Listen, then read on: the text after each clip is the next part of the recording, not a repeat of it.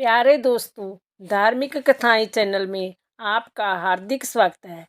आज मैं अपनी वीडियो में शनिवार की कथा सुनाने जा रही हूँ। इस दिन शनि की पूजा होती है। काला तिल, काला वस्त्र, लोहा, काली मूंग शनि को विशेष प्रिय है। शनि का कष्ट दूर करने के लिए शनिवार की कथा को जरूर सुनना चाहिए। हर व्यक्ति के जीवन में शनि देव की अहम भूमिका होती है। अगर कुंडली में शनि सबसे अच्छी स्थिति में है तो जय व्यक्ति को बहुत ही कम समय में बड़ी सफलता देता है। इसलिए हर संभव प्रयास करके शनि को प्रसन्न करना चाहिए। प्यारे दोस्तों, यदि आपने मेरा चैनल धार्मिक कथाएं लाइक और सब्सक्राइब नहीं किया तो जरूर करें। बेल आइकन दबाना ना भूलें ताकि जो आने वाली सभी वीडियोज की जानकारी आपको सबसे पहले हो सके। वीडियो को पूरी सुनने के बाद कमेंट बॉक्स में जय शनिदेव लिखना ना भूलें। वीडियो को ज़्यादा से ज़्यादा शेयर करें। शनिवार की कथा। एक बार नवग्रहों में बहस हो गई कि नवग्रहों में सबसे उत्तम ग्रह कौन है।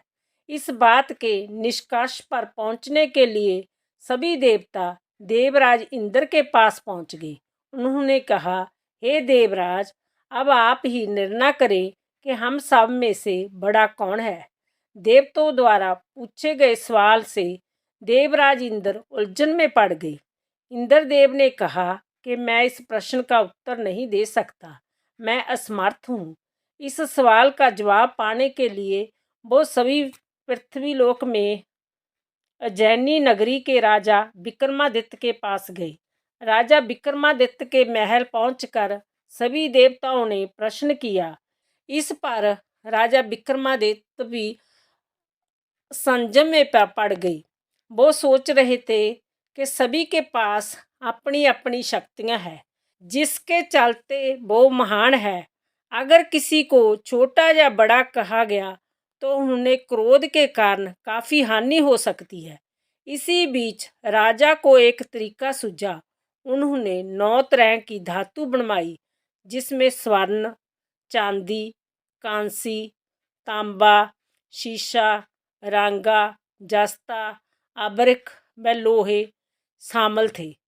राजे ने सभी धातुओं को एक एक आसन के पीछे रख दिया।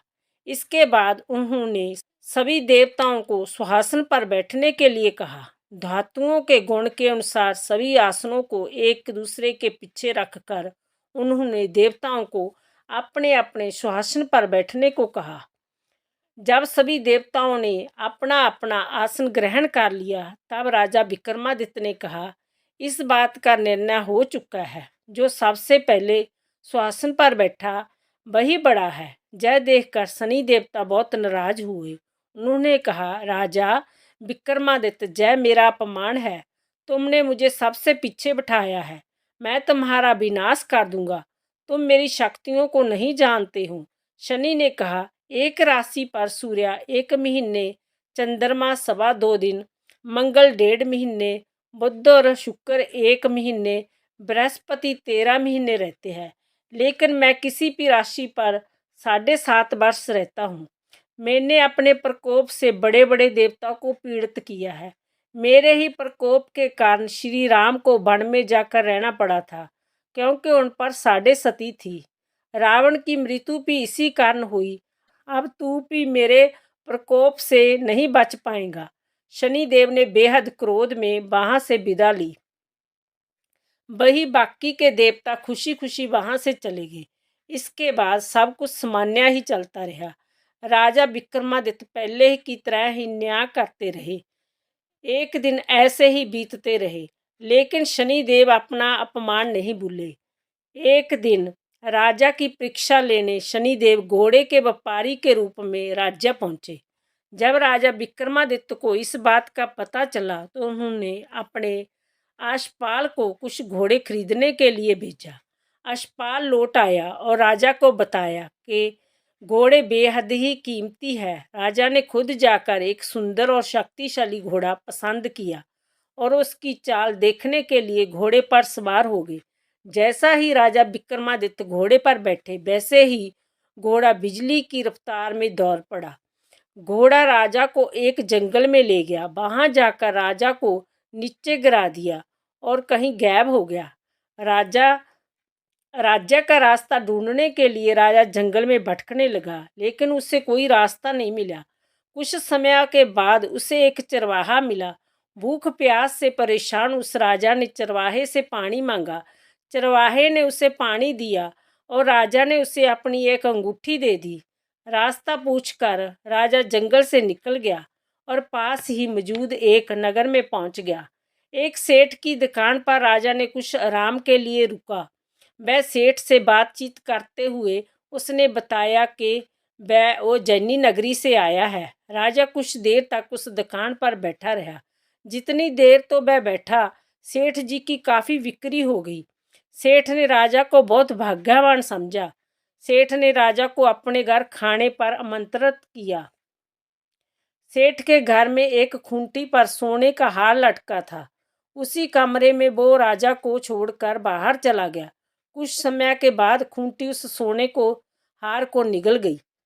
सेठ ने विक्रमादित्य से वापस आकर पूछा कि उसका हार कहाँ है। तब राजा ने उसे हार गायब होने की बात बताई।